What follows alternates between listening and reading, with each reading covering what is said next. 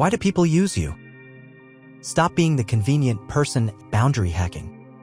In the first part, we realized that many of us, without even noticing, find ourselves playing the role of the convenient person, constantly agreeing to others' requests at our own expense. We felt how this leads to overload, exhaustion, and resentment. Now we will delve into the psychological reasons why we become so convenient. This is not a sign of weakness, nor is it manipulation in a negative sense, but rather a consequence of our internal attitudes, fears, and social conditioning that make us an easy target for those seeking help consciously or unconsciously. Firstly, it's the desire to please and the fear of conflict. Many of us are programmed from childhood to seek approval and harmony. We are afraid to say no, fearing upsetting the person, causing dissatisfaction, or damaging relationships. We prefer internal discomfort, pushing ourselves rather than facing potential external conflict, even if it harms us, our plans, and our well-being. Recall a typical situation in American corporate culture. You are an employee at a startup in Silicon Valley, and you yourself have a burning deadline for an important project. Your colleague approaches you and asks for a little help with their task, which is clearly not urgent. You understand that this will take up your precious time, but you simply cannot say no. Why? Because you don't want to appear unfriendly, inflexible, or not a team player in the eyes of management or colleagues. You're afraid that a refusal will affect your reputation or that you will no longer be valued. This fear of conflict and the desire to be a good person make you agree even when everything inside screams no. Secondly, it's the fear of being rejected or unloved. This fear is deeply rooted in our psyche, stemming from childhood experiences where we associated our worth and acceptance with how useful, obedient, or good we were to others. If we are not convenient, not always ready to help, then perhaps we will no longer be valued, loved, included in social circles, or invited to parties.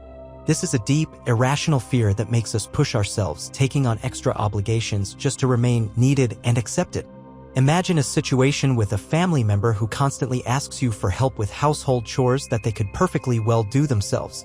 For example, your aunt from Kansas regularly asks you to drive her to the airport during rush hour, even though there are taxis or public transport and it's very inconvenient for you. You agree because you're afraid that if you refuse, she'll get upset, stop loving you, or no longer consider you a good nephew/niece. You tie your family worth to your willingness to sacrifice your time and comfort. This fear of rejection makes you overly obliging just to maintain the image of the best relative. Thirdly, it's low self-esteem and uncertainty about your boundaries. If we ourselves are unsure of our rights, needs, time, energy, and personal space, then others will not respect them either. The absence of clear, well-defined personal boundaries becomes a kind of unspoken invitation for others to use our time and resources at their discretion. We don't articulate our needs because we don't consider them important enough to mention, or we fear that they will be perceived as selfishness. For example, you agree to work overtime every evening for a month because you don't feel you have the right to refuse. You don't say, "I need personal time," because you feel it's impolite or unprofessional. Your uncertainty about your right to rest, to a personal life, to your own plans leads you to work for two. Or you don't tell a friend, "I'm not prepared to lend you this amount because I have other plans right now," but simply make excuses because you don't feel you have the right to set financial boundaries. If you don't value and protect your own boundaries, others simply won't see them or take them seriously. Fourthly, it's the principle of reciprocity taken to the absurd. The principle of reciprocity is a powerful social mechanism. If someone has done us a favor, we feel an internal need to reciprocate. However, in the context of the convenient person, this principle can be taken to the absurd. We feel that if someone has ever done us a favor, even a minor one, such as holding a door or buying us coffee, we are obligated to respond to any of their requests, even if it's excessive, disproportionate, or very inconvenient for us. Imagine a situation: a colleague from Boston who bought you a coffee a year ago is now constantly asking you to finish their work or cover for them when they are late. You feel an unspoken obligation to help even though their requests clearly exceed the value of that coffee. This creates a serious imbalance where we constantly give more than we receive because our sense of debt inflates to unreasonable proportions. We are afraid of being ungrateful, and this feeling makes us sacrifice our own interests. All these internal factors, fear of conflict, desire to be loved, low self-esteem, and a distorted sense of reciprocity, make us an easy target for those seeking a convenient person. These psychological vulnerabilities allow others, consciously or unconsciously, to hack our personal boundaries. They are not always malicious or intentionally manipulative. Often, people simply take advantage of an opportunity if they see that their requests are always accepted. They don't think about your boundaries because you don't set them yourself. In the next part, we will move on to how other people, consciously or unconsciously, use boundary hacking tactics to make us convenient, exploiting these internal tendencies of ours. We discovered why we become convenient due to fear of conflict, rejection, low self-esteem, and a distorted principle of reciprocity. Now we will turn to how other people, consciously or unconsciously, use boundary hacking tactics to make us convenient, exploiting these internal tendencies of ours. They are not always malicious or intentionally manipulative, but their actions, based on knowledge of our weaknesses, effectively bypass our internal barriers. Here are some of these tactics. Firstly, it's the principle of guilt or pity. A person might talk about their problems or difficulties in a way that evokes a strong sense of guilt or pity, compelling you to help. For example, your friend from Los Angeles constantly complains about their financial struggles, hinting that they lack money for something essential, knowing that you are a compassionate person and won't be able to refuse. They don't ask directly, but create emotional pressure. Secondly, it's flattery and compliments.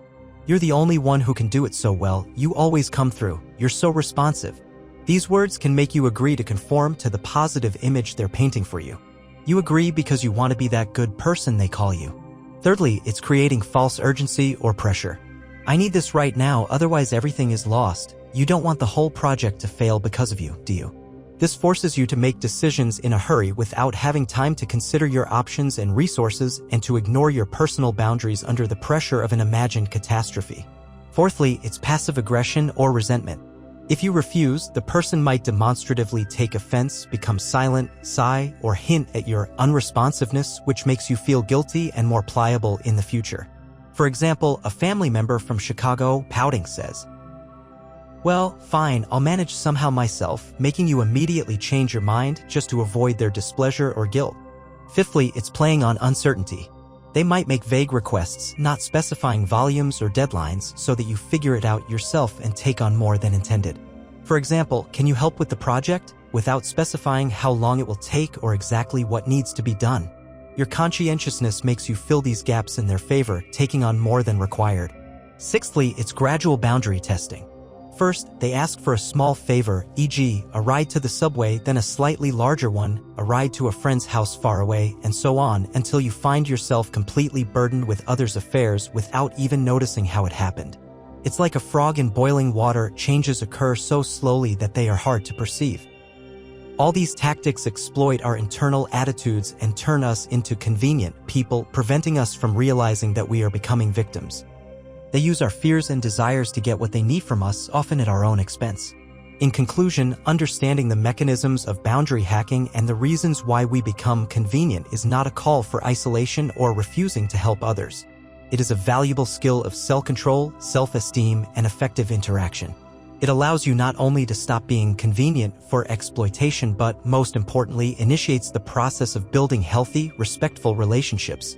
When you begin to value your time and resources, clearly defining them, others also begin to value them. True strength here is manifested not in aggression, but in the ability to clearly and calmly set boundaries because you value yourself and your resources. Consider how you can implement the principles of a conscious approach to your boundaries in your daily life, at work, in the family, in communication with friends. This will allow you not only to preserve your energy and time, but also to build stronger, deeper relationships based on mutual respect, where your no will be perceived with understanding and your yes with sincere gratitude.